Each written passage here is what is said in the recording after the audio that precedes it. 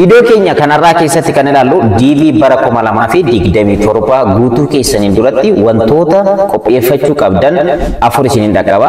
Akkanumallee wantoonni isin guutuu qabdan maalidha kan jedhu ni ilaalla jechuudha. Egaa wantoonni kunniin afran dirqama DV apply gochuu keessaniin duratti wantoota qopheeffachuu qabdanidha jechuudha.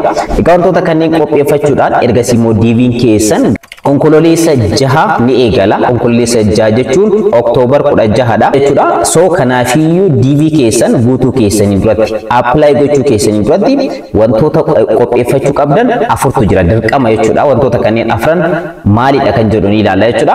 Egaa DV bara 2027 dhaqabeetiin jira, gaheetiin jira, guyyoota muraasatu nu hafe. So DV kana wantoonni isin barbaachisan maalidha kan jedhu ni ilaalla jechuudha. Egaa guutuu addunyaa irraa DV bara 2027 kana kan guutuudhaaf namoonni qophaa'an baay'eedha. Namoota sanneen keessaa immoo carraa kana kan argatanis parsantii muraasa jechuudha. So carraa kana keessatti immoo isinis hammatamtanii carraa DV kanatti fayyadamuudhaaf wantoonni isin guutuu qabdan yookaan immoo qopheeffachuu qabdan afur maalidha kan jedhu ni ilaalla. Assalaamu alaykum warahmatullahi wabarakatuh. Ashama harka fuunee akkam jirtan dhaggeeffattoonni YouTube chaanalii Soof Maraab akkuma jirtanitti nageenyi kan koo kan jaalalaa fi kan kabajaa isin haadha qabu jecha. Egaa viidiyoo darbeen kan ilaalle DV'n bara 2027 seerota haarawaa qabateetiin dhufeetiin jira. Seeronni kunniin maalidha kan jedhu hamma tokko ilaalleetiin jirra. Har'a immoo DV bara kana apply gochuu keessaniin duratti wantoonni isin qopheeffachuu qabdan maalidha? Maateeriyaalli isin qopheeffachuu qabdan maalidha kan jedhu wantoota afur ni ilaalla. Hanga dhumaatti na faana turaadha. Obboleewwan yeroo jalqabaatiif gara YouTube chaanalii kanaatti dhuftan YouTube chaanaliin kun YouTube chaanalii kan keessanii kan teknooloojiidhaan ittiin wal bartan hojiiwwan onlaayinii waa'ee teknooloojiidhaan wal qabatee odeeffannoowwan bal'aa barnoota bal'aa bakka irraa argattan waan ta'eef subscribe jechuudhaan gara maatiiwwan keenyatti dabalamadha.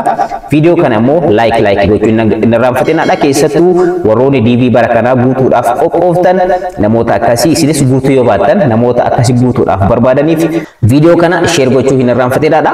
Amma gara barnootichaatti ceena. Egaa DV'n bara 2027 kan eegalu dhaggeeffattoota koo guyyoota muraasa boodaadha. Guyyaa onkololeessa 6 yookaan immoo Oktoobar 16 irratti ni eegalama.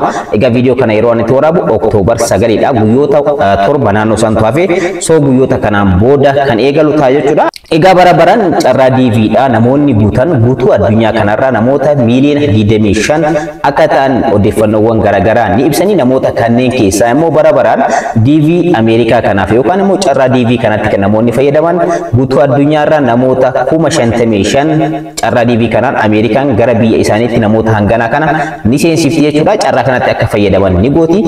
Namoonni kunniin sadarkaan barnootaa isaanii, dandeettiin isaanii, iskiiliin isaanii adda adda kan ta'ee fi carraa kanatti akka fayyadaman gochuudhaan gara biyya Ameerikaatti akka deeman carraa kana biyya Ameerikaadhaa ni kenniti. So carraa kanatti fayyadamuudhaaf immoo isinis maal gochuu qabdan? Maal qopheeffachuu qabdan?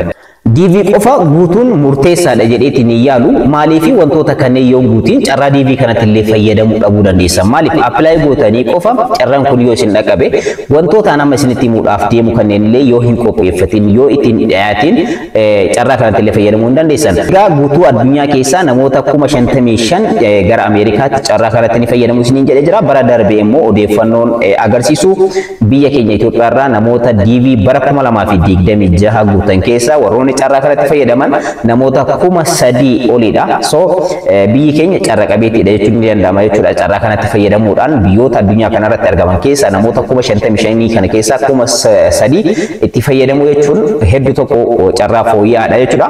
So bara kana immoo carraan kun kana caala ni dabala jedhameetiin eegama. Sababni isaas wantoota adda addaa dabalteetiin jirti. Wantoonni kana illee viidiyoo darbe keessatti ilaalleetiin jirra. Garuu har'a DV bara kana apply gochuu keessaniin dura DV bara 2027 apply gochuu keessaniin dura iyyannoo kana dhiyeeffachuu keessaniin duratti wantoonni isin qopheeffachuu qabdan afurtu jira. Wantoonni kunneen maalidha kan jedhu haa ilaallu. Jalqaba irratti doolaara tokko qopheeffachuu qabdan. Kanaan dura isiniif ibseetiin jira. Bara seera haarawaa bara kana keessa bahe keessaa tokko doolaara tokkodha. Egaa namoonni DV guutan namoonni miiliyoona 25 kun doolaara tokko registration fee yookaan immoo kaffaltii kafalaniiti jechuudha foormii kana kan guutanii so namoonni hagana irraa immoo biyya Ameerikaadhaa doolaara miiliyoona 25 ni argatti jedhameetiin eegama doolaara kana ammoo seera qabeessa godhuun isaanii namoonni hundi kanaan dura kafalaa hin turre registration fee kun namoota carraa kan argatan irratti kan dabalameetiin kafalamaatti ture amma immoo namni DV apply godhu hundumtuu kan kafaluudha jechuudha so transaction fee doolaarri takka kun guddateetiin miti biyya keenya keessatti kan yaaddeessaa ta'e maalidha karaa ittiin kafaltan payment method wireless ta'an kanneen karaa kamiin kafaluu dandeessan kan jedhudha. Egaa namoonni baay'een karaa cryptocurrency adda addaatiin ni kafalama jedhameetii yaadamaatiin jira. Garuu an akka kan kootti ni fudhatte waan jedhu hin qabu. Maaliif payment method mootummaan Ameerikaadhaa seera qabeessa jedheetiin itti fayyadamu kan akka Mastercard, Visa card fi kan kana fakkaatanidha. Cryptocurrency kanarratti immoo biyya Ameerikaadhaa kaffaltiiwwan waaltawaa ta'e mootummaan biyya sanii yeroo baay'ee yeroo fudhatu argine cryptocurrency kanaan wal qabate jechuudha. So virtual Mastercard kan Bybit akkaataan baafachuu dandeessan isinitti agarsiisaa jirtiin jira. Egaa isa san ni fudhatamoo hin fudhatu kan jedhullee yeroo keessa adeemsa keessa kan ilaalu ta'a garuu karaan ittiin kaffaltii qopheeffatan yookaan immoo kaffaltii doolaara kana apply gochuudhaaf qophaa'uu qabdan jechuudha yookaan immoo nama isiniif guutu qopheeffachuu qabdanii. Namoonni immoo akkuma bara darbee akka isiniif guunnu barbaadan egaa bara darbee carraa kana namoota baay'eedhaaf guunneetiin jirra. Akkuma isaan immoo namoonni baay'een carraa kanatti fayyadamaniitiin jiranii. Egaa carraa kanatti namoonni fayyadaman hedduu tokko kan gammadanis karaa keessatti warroonni nu dubbistan jirtanii hedduu koongiraasii jenneetiin jirra. Bara kanas warroonni nu biratti apply gochuu barbaadan karaa lakkoofsa bilbilaa kanaan egaa nu quunnamuu dandeessan karaa telegiraamaatiin nu quunnamuu dandeessanii foormii isiniif erginaa kaffaltii muraasa kafaluudhaan nu biratti guuttachuu ni dandeessan jechuudha.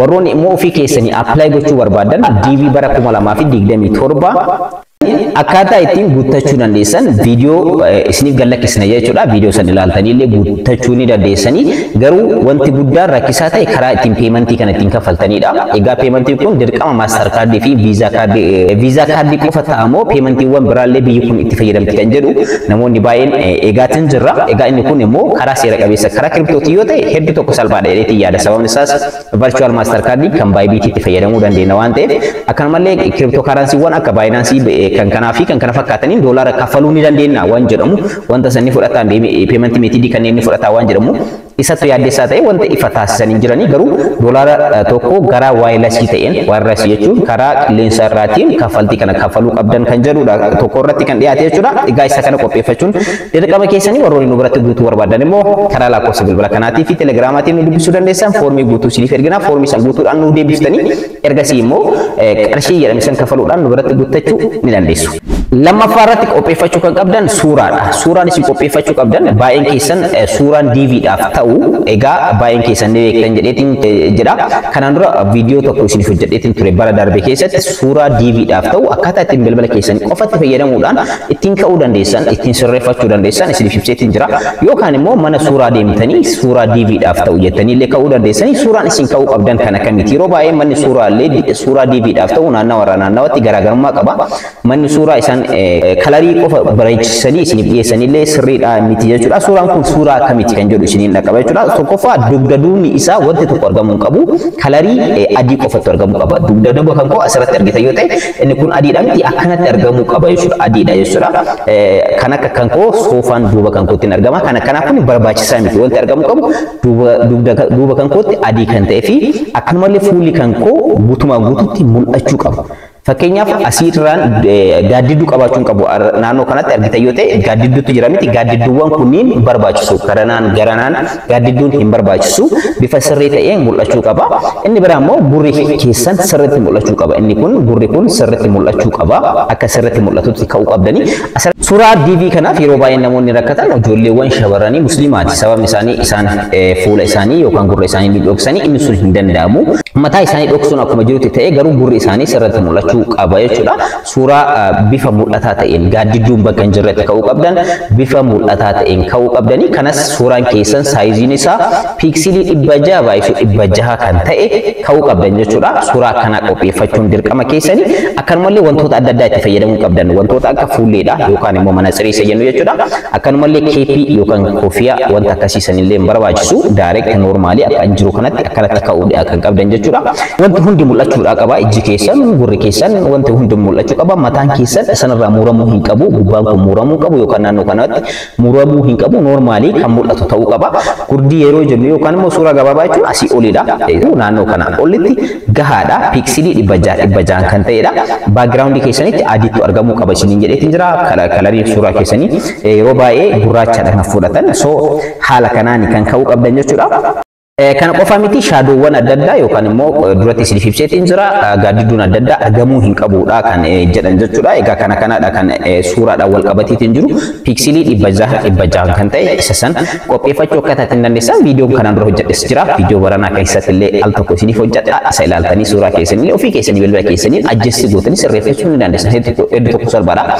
Warroonni nu biratti guuttatan immoo daayireektilii nu ofii kenna suuraa keessan nu ergitanii isa san ajjeessi goone edit goone isiniif qopheessuu ni dandeenya. Moor immoo mana suuraadhaa deemtanii yoo kaatan moor filatamaadha. Manni suuraallee al tokko isaan DV irratti fookas godhanii hojjetan muraasaadha. Isaan bira deemtanii yoo hojjetan murteessaadha. Inni biraa immoo inni sadaffaadha kan ilaallu egaa ragaa barnootaati. Asirratti gaafii viidiyoowwan DVdhaaf hojjedhu irratti namoonni baay'een gaafii ni gaafatanii gaafiin keessanis viidiyoo kana keessatti ni ilaala jechuudha. Ragaa barnootaati. DV namni tokko appilaayi gochuudhaan duratti ragaan barnootaa barbaachisaadha. Sababni isaas ragaa barnootaa san DV sanarratti foormii sanarratti guutaa waan ta'eef. So kanaafuu ragaan barnootaa isin gaafatu maalidha? Tokkoffaarratti sadarkaan barnootaa kutaa 12ffaadhaa ol ta'uu qabdan. Dirqama inni kun. So kutaa 12ffaadhaa ol yeroo jedhu egaa digirii qabaachuu dandeessan, maasterii, dooktoreetii qabaachuu dandeessanii. So sadarkaan barnoota keessanii kutaa 12ffaadhaa ol kan ta'ee fi waraqaa barnootaa ragaa sirriidha kan sirriitti mul'atu kan oriijinaala ta'e kan feekitii miti kan oriijinaala ta'e kan kutaa 2ffaa ittiin xumurtan isa oriijinaala ta'e qopheeffachuu qabdanii jechuudha. Isa kanadha. Kutaa 10ffaa ni fudhata namoonni jettan baay'een keessanii jirtanii kutaa 10ffaa kan fudhatu kutaa 10ffaa waraqaa ragaa qabaatanii akkanumallee dhaabbata adda addaa kan mootummaa ta'uu danda'a miti mootummaa keessa muuxannoo hojii hojjettanii dhaabbattoota kanneen keessa hojjettaniitu jira miti waggaa 3 dhaabbattoota kanneen keessa hojjettanii ergasii immoo waraqaa ragaadhaa yookaan immoo waraqaa hojii muuxannoo hojii isiniif kennamu isa piroofeshinaala ta'e kan afaan ingiliffaatiin barraa'ee fi isa parfeektii ta'e jechuudha. Isa sirrii waraqaa ragaatu isiniif kennama. Waraqaa ragaa santu barbaachisaadha. Kutaa 10ffaa taatanii waraqaa ragaa waggaa 3 dhaabbata mootummaa ta'uu danda'a kan miti mootummaa ta'uu danda'a dhaabbata adda addaa keessa kan ittiin hojjetan muuxannoo hojii waggaa 3 isin gaafata. So kana yoo qabaatan daayireektilii kana qabatanii dhiyaachuu dandeessanii kutaa 8ffaa 9ffaa ni fudhataa waan jiru DV'n yeroo baasu yeroo ammaa kana wantoota akkasii kana fudhataatiin hin jiru. Isa kanaaf deebii kan kookanaadha. Hanga ammaatti ragaan DVdhaan wal qabateetiin dhiyaataatiin jiru kutaa 10ffaa yoo ta'an kutaa 10ffaa ta'anii waraqaa ragaa kutaa 10ffaa isa oriijinaala ta'e qabatanii isa feekitii miti isa oriijinaala ta'e qabatanii akkanumallee muuxannoo hojii waggaa 3 nama qabudha. Waggaa 3 dhaabbata adda addaa keessa yookaan immoo dhaabbata mootummaa keessa ta'uu danda'a. Qacarrii adda addaatiin nama qacaramee akkanumallee waraqaa ragaa gahaa ta'e kan qabudha. Namoota akkasiisan fudhata jechuudha. Sadarkaa barnootaatiin wal qabatee kanaadha. Akka kiliir isiniif godhe abdiin qaba.